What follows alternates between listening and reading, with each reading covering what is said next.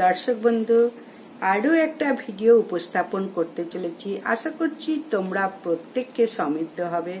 তোমাদের সুখ শান্তি সমৃদ্ধি কামনা করে আমি আমার ব্লগটা শুরু করছি। আজ বলবো শ্রী শ্রী রথযাত্রা তো শুরু হয়ে গেছে 12ই আষাঢ় 27শে জুন শুক্রবার। এই রথযাত্রা 7 দিন ব্যাপী চলবে। আবার ঠিক 7 দিন পর উল্টো রথ হয়ে মাসির বাড়ি থেকে নিজ গৃহে গমন করবে শ্রী শ্রী জগন্নাথ, সুভদ্রা, বলরাম। এই 7 দিনের মধ্যে যে শনিবার এবং মঙ্গলবার পড়ে, সেই শনিবার মঙ্গলবারে সনাতনী হিন্দু ধর্মের প্রত্যেক মানুষ যারা মঙ্গল কামনা করে মা বিপত্তারিণীর ব্রত তারা করে থাকে। প্রত্যেকেই বলবো এই বিপত্তারিণী ব্রত প্রত্যেকেই করতে পারে। যার যেমন সাধ্য সেই উপাচার নিয়ে অবশ্যই বিপত্তারিণী ব্রত কথাটা অবশ্যই ব্রত করো। আর এই ব্রত শুরু হয়েছে শনিবার দিন। শনিবার ব্রত শুরু হয়েছে 13ই আষাঢ় 28শে জুন একটা ব্রত হয়ে গেছে মা বিপত্তারিণী। আর আছে একটা পয়লা জুলাই 16ই আষাঢ় মঙ্গলবার বিপত্তারিণী।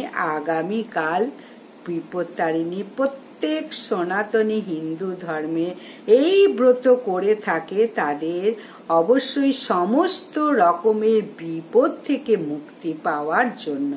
জয় মা বিপত্তারিণীর জয়। এই ব্রত করলে প্রত্যেক পরিবারের সুখ শান্তি সমৃদ্ধিতে ভরে ওঠে। এখন আমি তোমাদের অন্তত শ্রবণ করাবো বিপত্তারিণীর ব্রত। করতে পারলে তো খুবই ভালো।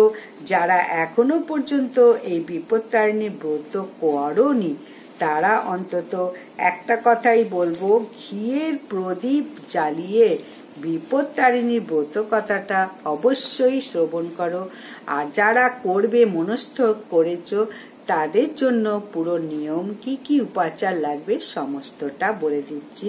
এবং ব্রত কথাটা অবশ্য প্রত্যেকে শোনো একটি ঘিয়ের প্রদীপ জ্বালিয়ে।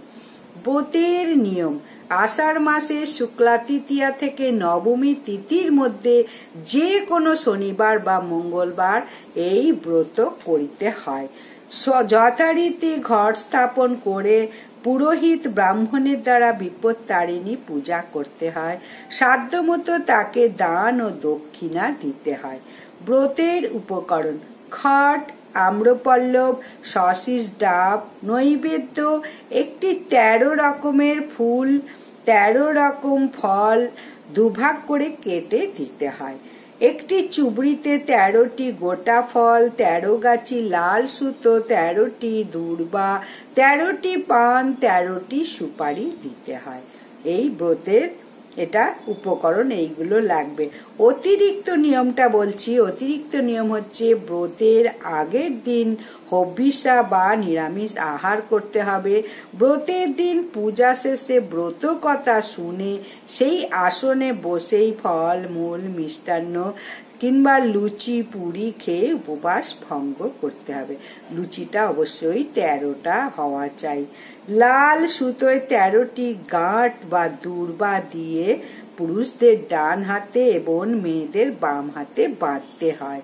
পুরোহিতকে ফল ও মূল যথাসাধ্য দক্ষিণা দিতে হয়। ব্রতের ফল: এই ব্রত পালন করলে সংসারে সকল বিপদ কেটে যায়। ব্রত কথা: বিদর্ভ দেশে এক রাজা ছিলেন। তার রানী খুব ভক্তিমতী ও স্বামী ভক্তি পরায়ণা। রানী নিষ্ঠা সহকারে বিপত্তারিণী ব্রত করলেন। এক মুচিনীর সঙ্গে তিনি সই পাতিয়েছিলেন। মুচিনীকে তিনি প্রায় নানা রকম ফল ও খাদ্যদ্রব্য উপহার দিতেন। মুচিনী খুব গরিব, তাই তার খুব ইচ্ছা রানীকে কিছু দেয়। রানী রোজই বলেন যে একদিন তোমার কাছ থেকে চেয়ে নেব, কিন্তু চাওয়ার হয় না। হঠাৎ একদিন রানী বললেন, তোমরা তো গো মাংস রান্না করো, একদিন একটু নিয়ে এসো, দেখবো কি রকম। মুচিনী রানীর কথা শুনে খুব খুশি। খুব যত্ন করে সে গো মাংস রাঁধলো। তারপর কাপড় চাপা দিয়ে রাজবাড়িতে এনে রানীকে বললে, গো মাংস এনেছি। রানী তো আর খাবেন না, শুধু দেখবেন, তাই যত্ন করে ঢাকা দিয়ে রাখলেন। এদিকে হয়েছে কি, মুচিনি গোপনে গোমাংস আনলো বটে, কিন্তু রাজবাড়ির একটি চাকর তা দেখতে পেল। সে রাজাকে এসে সব কথা বলতেই রাজা এসে রানীকে জিজ্ঞাসা করলেন, মুচিনি তোমাকে কি দিয়ে গেছে? যদি আপত্তিকর কিছু সে রেখে গিয়ে থাকে তাহলে আমি তোমার শিরচ্ছেদ করব। রানী বিপদে পড়ে ভয়ে কাঁপতে কাঁপতে এক মনে মা বিপত্তারিণী দুর্গাকে ডাকতে লাগলেন। মা বিপত্তারিণী দুর্গা ভক্তের আকুল কান্নায় স্থির থাকতে পারলেন না। রানীর কানে কানে বললেন, দেখো গে সব ফুল হয়ে গেছে। রানী তখন রাজাকে সেই ফুল এনে দেখালেন। রাজা চাকরকে তিরস্কার করলেন।